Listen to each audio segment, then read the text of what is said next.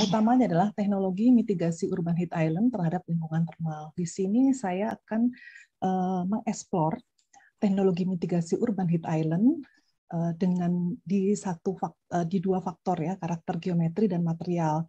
Mungkin nanti Pak Jonet di teknologi yang lain. Nah, ini saya di teknologi geometri dan material.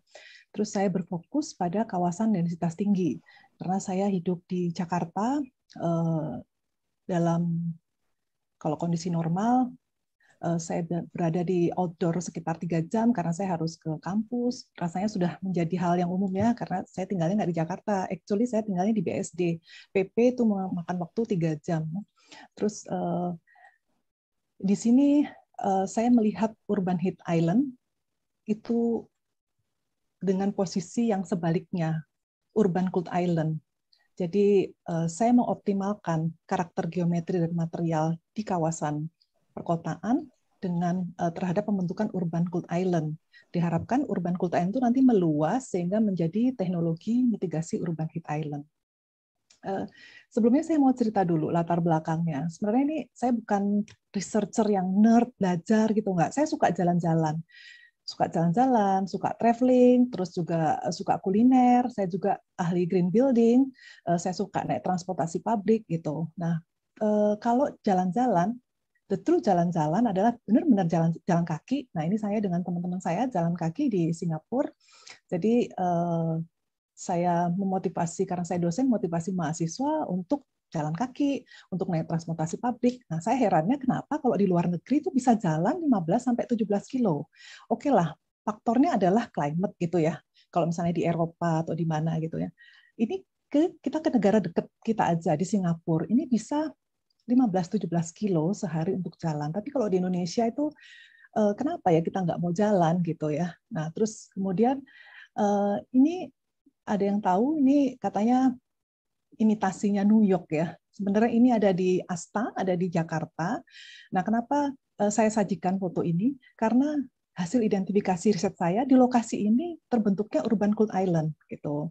Terus juga kalau kita suka duduk-duduk, suka minum kopi apa segala macam. Nah, dari situ saya tergelitik mau riset gitu. Saya pengen Jakarta yang tiap hari saya hidup di sini itu bisa nyaman orang jalan kaki, bisa nyaman orang beraktivitas di luar.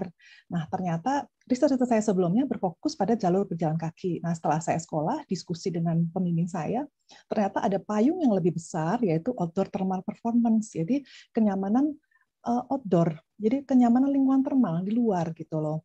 Jadi, sebenarnya kuncinya adalah kalau lingkungan termal kita nyaman, akhirnya di dalam juga nyaman.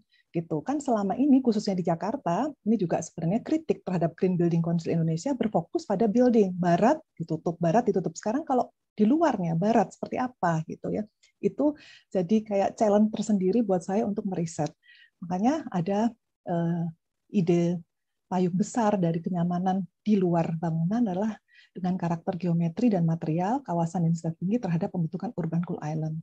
Sebelumnya saya mengeksplorasi dulu karakter geometri dan material riset yang telah dilakukan oleh orang lain, yaitu dengan structure literature metodologi.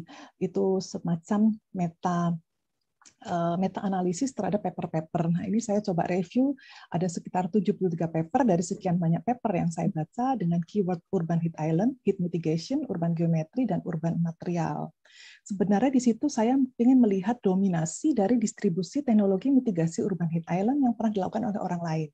Di sini kalau terlihat paling tinggi adalah urban canyon, atau rasio, kemudian densitas, orientasi, sedangkan distribusi terendah adalah kemiringan atap. Nah, di sini bisa dilihat ternyata dalam penelitian urban heat island, poin-poin ini distribusinya yang paling banyak adalah yang seperti yang saya jelaskan di bawah ini. Kemudian sedangkan untuk faktor material, ternyata yang paling besar adalah pavement, taman, material atap, dan fasad. Nah, dari poin-poin ini, saya ingin mengeksplor lebih lanjut lagi dari yang pernah orang lain lakukan. Kemudian ini mohon maaf salah. Ini sebenarnya pengen melihat negara mana, lokasi mana, iklim mana yang banyak penelitiannya. Nah, ternyata paling besar itu di negara subtropis, sedangkan tropis dan tropis kering masih kurang. Artinya ini peluang kita untuk meneliti di negara kita sendiri ya, untuk meningkatkan lingkungan termal di kawasan perkotaan di negara tropis. Ya. Kita punya ada 300 kota, ya sebenarnya itu potensi semua ya untuk dieksplorasi.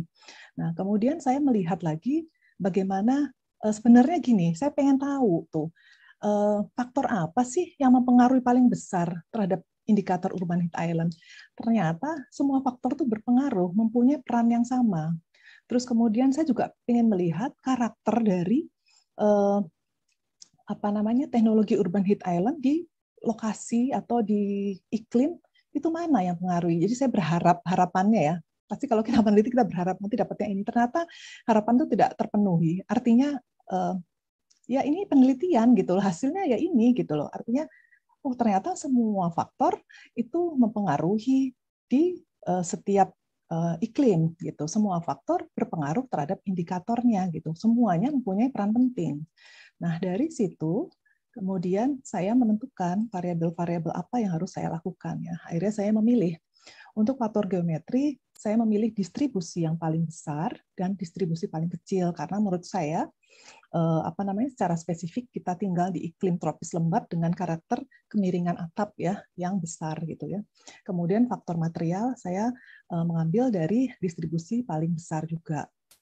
Nah, di sebelah kanan saya mau menjelaskan ini adalah sekilas pemikiran atau hipotesis awal yang gambar A ini menunjukkan ya kalau kita tidak mitigasi urban heat island, nanti akan meluas urban heat island-nya itu, jadi kontur-konturnya akan meluas keluar dari temperatur yang tinggi ke temperatur yang rendah. Dan ini kan tentunya tidak kita harapkannya di perkotaan.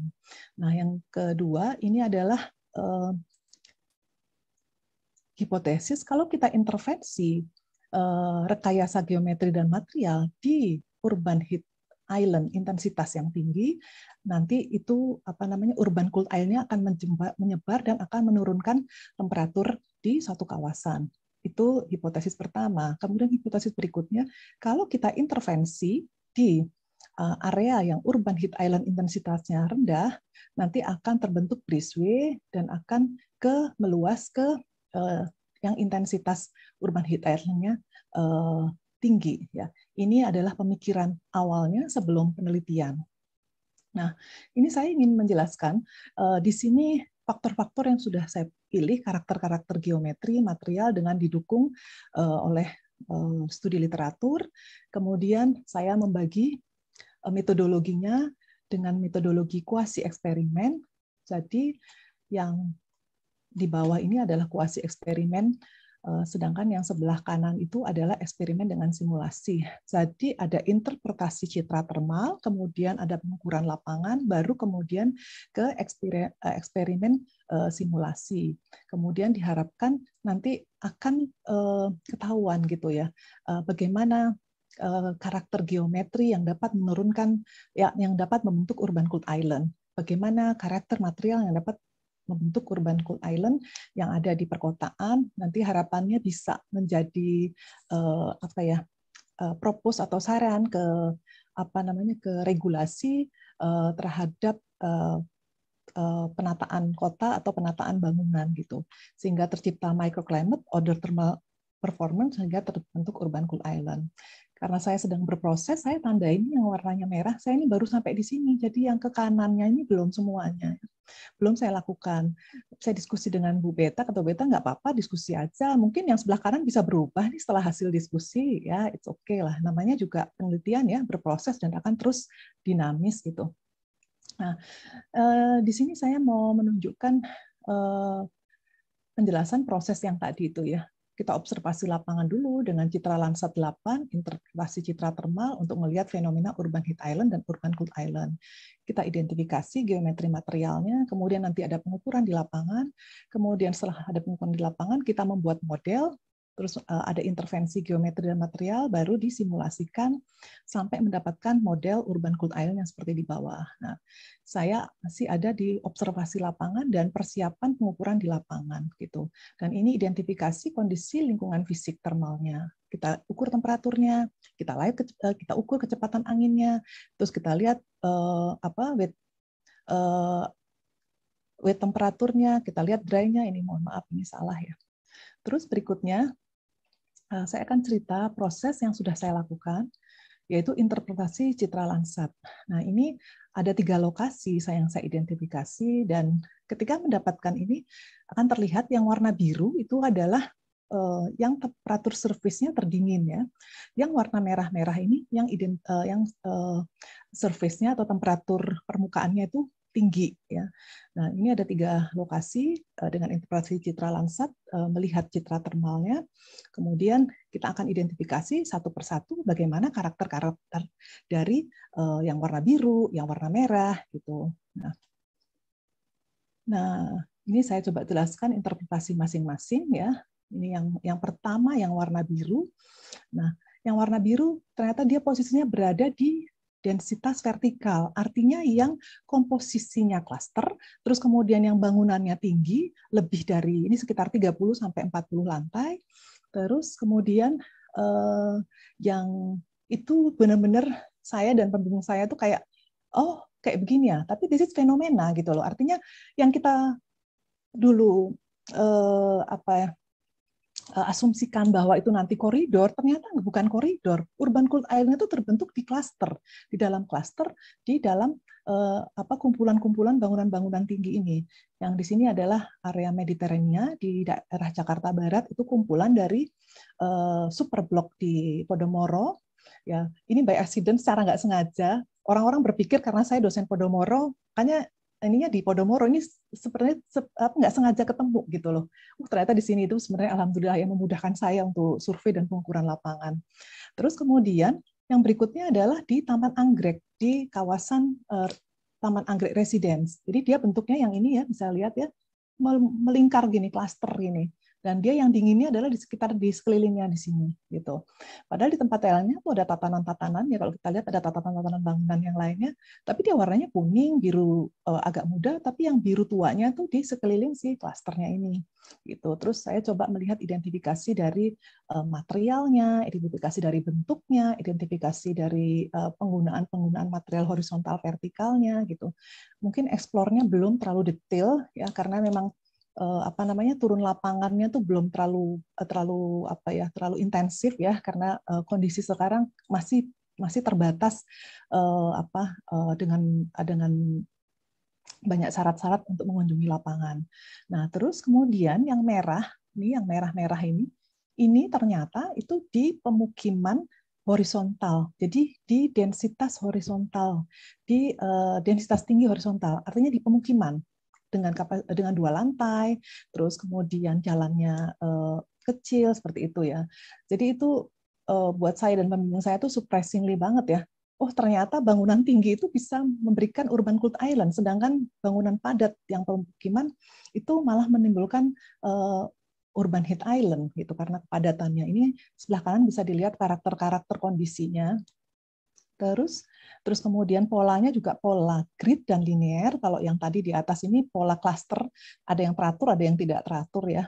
Dia berdasarkan kondisi site-nya gitu ya. Namanya juga di developer gitu ya. Nah, terus kemudian di lokasi yang lainnya, ini di Four Seasons di daerah Sudirman juga ada urban cooled island-nya di kumpulan bangunan-bangunan tinggi ini. Nah, ini bangunan-bangunan. Ya, cooled island ada di tengah sini. Terus kemudian ini di Tamrin 9, ini bangunan yang kemarin saya cek itu 75 lantai ya, jadi sangat tinggi banget gitu. Nah, dia area dinginnya ada di belakang bangunannya. Jadi ini bangunan tingginya di belakangnya di sini. Gitu. Katanya nanti akan jadi bangunan tertinggi di Indonesia ya. Nah, terus berikutnya di kawasan yang berbeda lagi, ini di Mega Kuningan. Jadi kumpulan dari bangunan-bangunan tinggi ini merupakan perkantoran, hotel yang kalau dibilang premium ya. Nah, itu si dinginnya itu ada di tengahnya sini, di tengah klasternya ini gitu. Terus berikutnya adalah ini di yang tadi saya foto itu di Pacific Place. Jadi ada satu bangunan Asta, itu background-nya tadi bangunan-bangunan, orang-orang suka foto spot di sana, katanya kayak di New York gitu ya. Tapi memang di situ tempatnya kalau dari hasil interpretasi apa namanya, citra termal dia tuh dingin nih, hampir semuanya warnanya biru gitu. Kalau kita lihat karakter-karakter bangunannya, dia kumpulan bangunan perkantoran, apartemen, terus perkantoran apa namanya, yang di bawahnya ada mallnya. Makanya tadi backgroundnya sangat menarik sekali ya. Kalau bisa ada fotonya, biasanya orang suka foto dari bawah, foto ke atas, lihat langit-langitnya itu penuh dengan bangunan tinggi. Oke. Nah, ini yang urban cult island yang terbentuk, kalau kita lihat ini adalah kumpulan-kumpulan klaster.